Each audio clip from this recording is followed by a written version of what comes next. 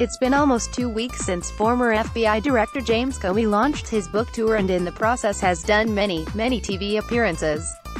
And while A Higher Loyalty is already a bestseller, many folks in the media unanimously agree that there weren't exactly major revelations that came from the memoir, so it was up to them to get the answers they want directly from the source. With that in mind, here are the 5 best interviewers Comey has faced so far. 5. Savannah Guthrie, NBC. Savannah Guthrie only had 10 minutes with the former FBI director and she didn't waste a second. The strongest portion of her interview was when she asked him if he enjoyed taking shots at President Trump for his appearance, and when Comey insisted he wasn't, the Today Show host bluntly responded the same way many viewers did, "Really?"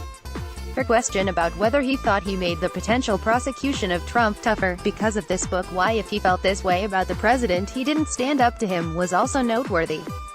Stephen Colbert, CBS. It goes without saying that Stephen Colbert isn't a hard-hitting journalist, but when you look past all the jokes he made at the expense of the president, he actually challenged Comey a bit.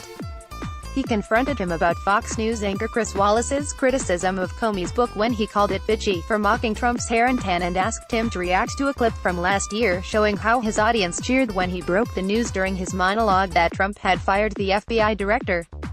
However, Colbert's most impressive exchange with Comey didn't even make it on air.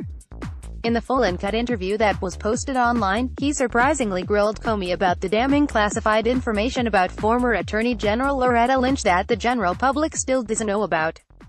While Comey didn't budge on sharing any details, Colbert deserves credit for pressing Comey on it for several minutes. 3. Jake Tapper, CNN. For nearly 30 uninterrupted minutes, CNN's Jake Tapper covered a lot of ground.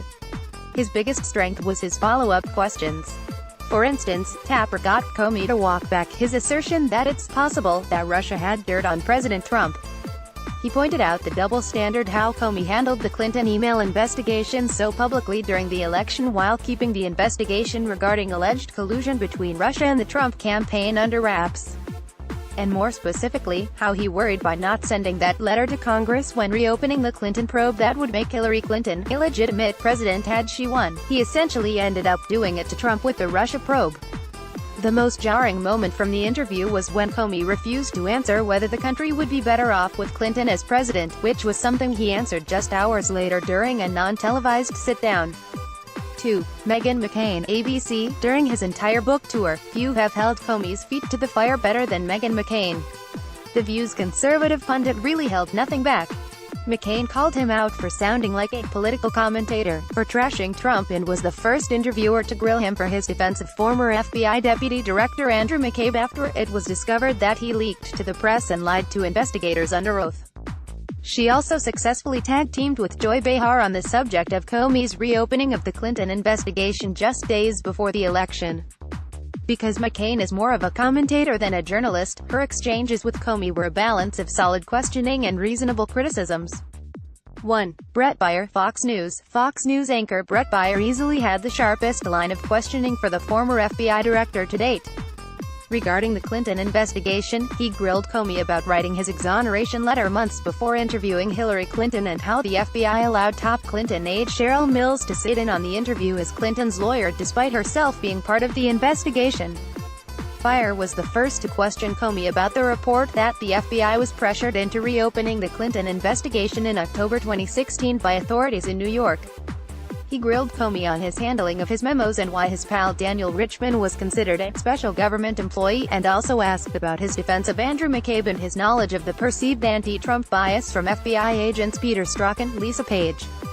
But the biggest piece of news to come out of any of these interviews was when Comey claimed that he didn't know at the time that the Trump dossier was funded by the DNC and the Clinton campaign when it was used to obtain a FISA warrant as part of the Russia probe. Or when he contradicted GOP lawmakers and claimed the dossier only played a minor role in obtaining the warrant.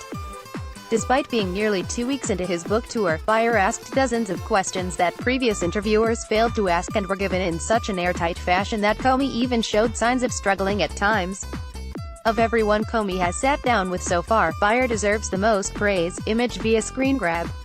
This is an opinion piece. The views expressed in this article are those of just the author.